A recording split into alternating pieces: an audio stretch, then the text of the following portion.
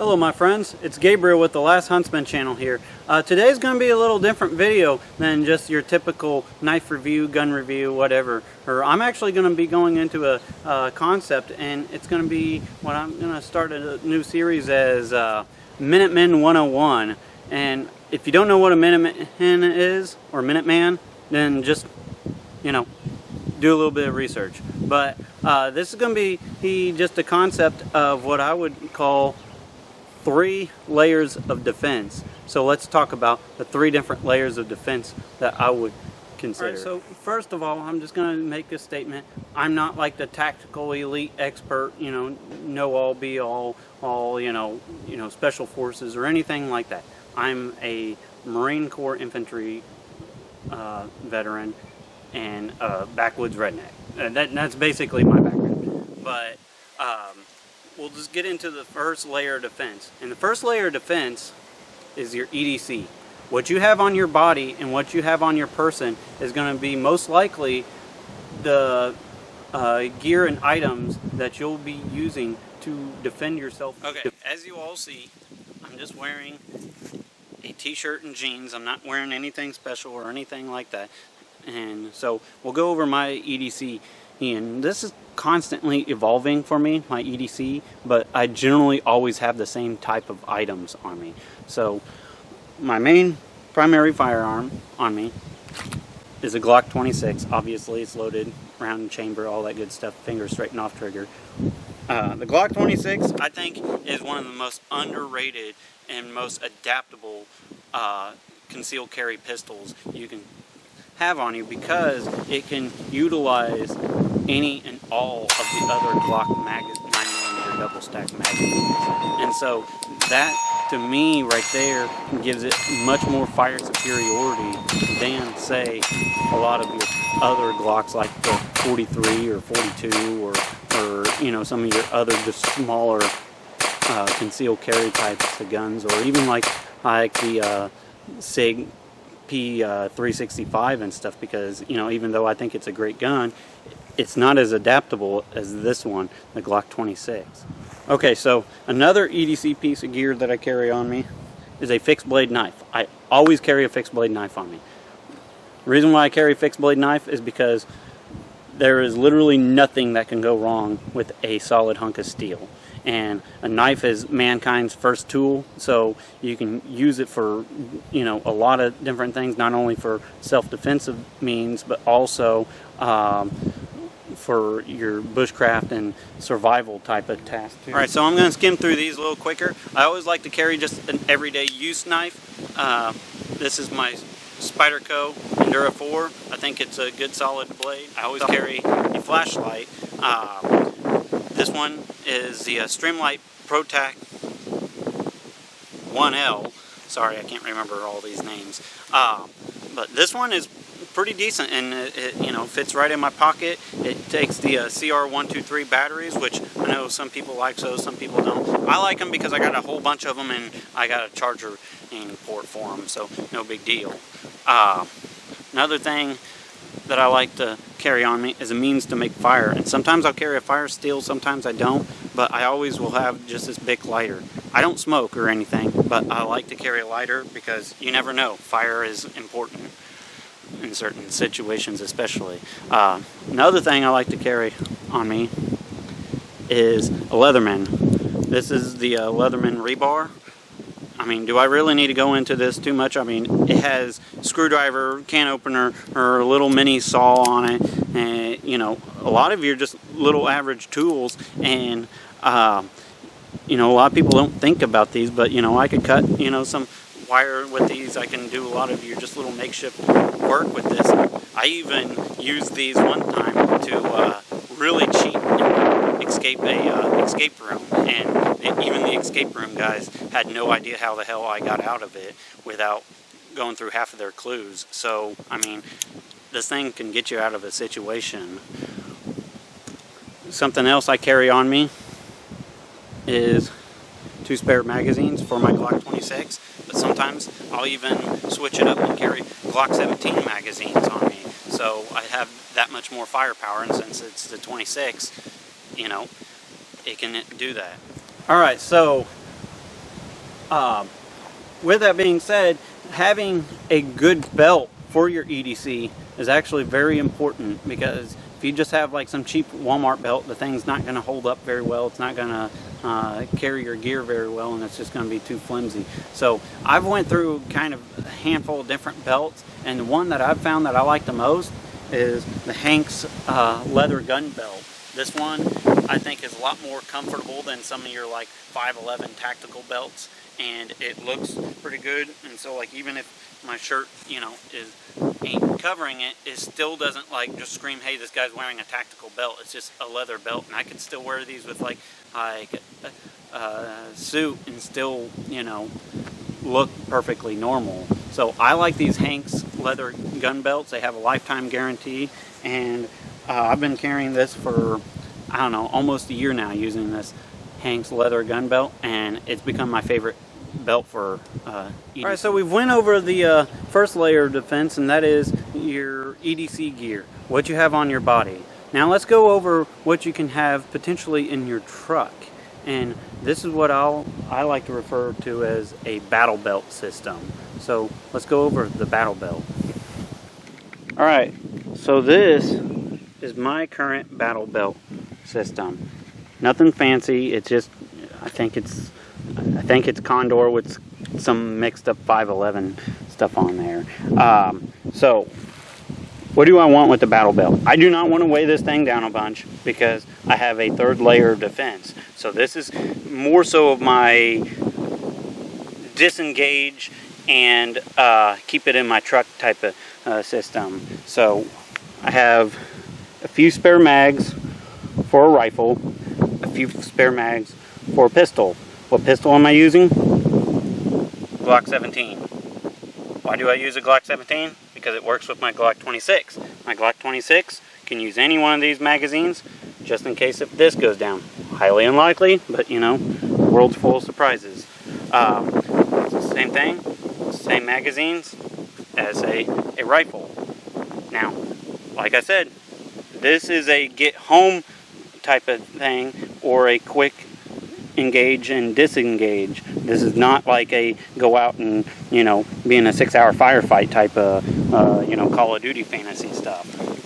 I also have a holster connected to my battle belt. Now I know the drop legs are kind of all the rage, and I like a drop leg too, but I kind of like just having the holster mounted onto the battle belt, because it's all one system now. It's not like I have to have a separate drop leg and this stuff and that stuff. It's just, there it is. I also have a little bit bigger knife on here. This is the SE6. You guys have seen my SE6 video. If you haven't, I suggest you check it out. Now there is one piece of gear that I usually have on here that I don't have on here right now, and usually on my back, small on my back, I'll keep like an IPAC on there, like a med kit of some sort. I don't have it on there right now. I took it off for whatever stupid reason and forgot to put it back on.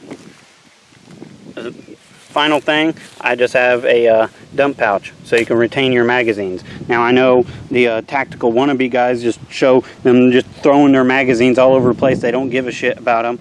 Well, to me that's kind of stupid, because yes, if you're in Iraq or Afghanistan and you have a Humvee 50 yards away from you giving you more magazines and ammo, that's great. But in a Minutemen scenario, you don't got unlimited of these. So it's best to try to retain these, right? Alright, let's just check this out. Okay, so the thing I like about the battle belt thing is, with my existing EDC, everything that I already have, I don't gotta switch anything out. I can just grab this belt,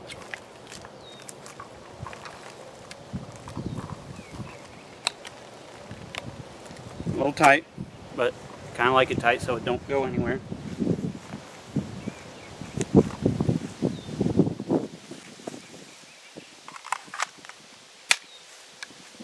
I'm good to go right now.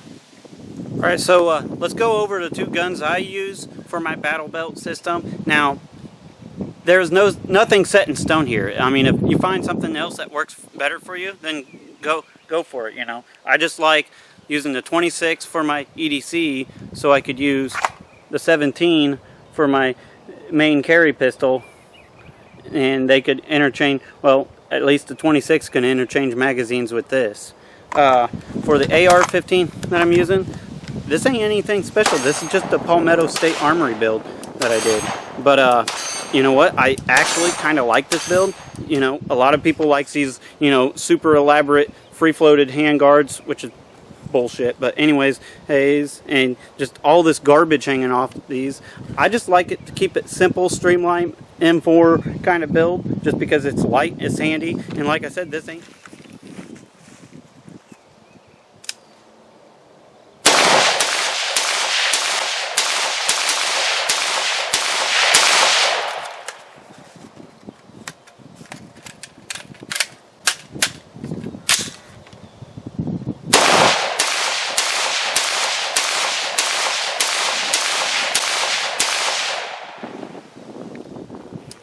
Okay, so we went over 2 different layers of defense now for the Minutemen system, and we went over your EDC, which you can have on your person.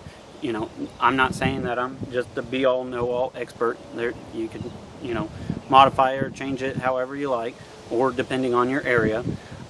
We went over the battle belt system, so like, you know, you got to your vehicle or you got in a situation, now you're trying to disengage, so you have like your rifle and a pistol and, you know, a few extra spare magazines. But what if instead of disengaging, what if you know you're going to get into a crap situation? Let's go to the third layer of defense. Okay, so I've showed you EDC, showed you the battle belt system, showed you what rifle I'm using here, and I have a couple different rifles. This is just one I've been messing with a lot lately because, quite frankly, I kind of like it for what it is. You know, Glock 17, all that good stuff. Now, what if, you know, all shit is just about to hit the fan and you know you're going into a crappy situation? All right, so this is where the third layer of defense comes in, and you're bumping up to plate carrier with more magazines, more ammo, and armor. Armor I'm using in there is just AR 500 rifle grade armor. Now I know a lot of guys will say, oh, you don't need that many magazines, which, you know, in the military, maybe not. You know, because like I said, you always got the Humvee or you got resupply. As a Minuteman, you are your own resupply. So you may or may not have a means of resupplying. So, you know, having a little extra mags or even throwing a few extras in your pack, if, you know, you don't want to have that many on your person, is going to be ideal. So I'm going to show you guys how I utilize all of this together. Alright, so part of the whole Minutemen thought here is that you can be ready within a minute's notice. So let's just try this out here, huh?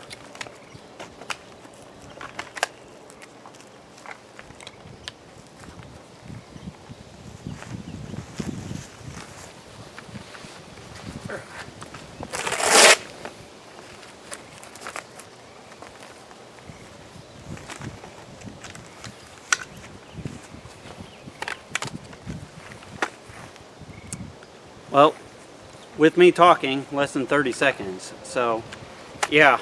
Now, obviously, I'd probably throw on a pack, like a day pack, so I have, you know, some extra water, a little bit of grub, you know, some extra tools, and stuff like that. You know, I might have to do like a Minuteman pack after this video series.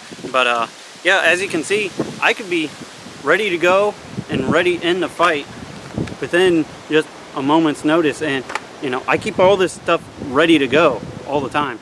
I see a lot of guys and, you know, either they don't have any kind of a system, which, you know, I'm not saying that you have to have a plate carrier and have to have armor and have to have this and have to have that and blah, blah, blah, blah. Okay? If you're willing to defend the country against, you know, enemies foreign and domestic, then you're a Minuteman. If you're watching this video, you are the Minuteman. Okay, or woman.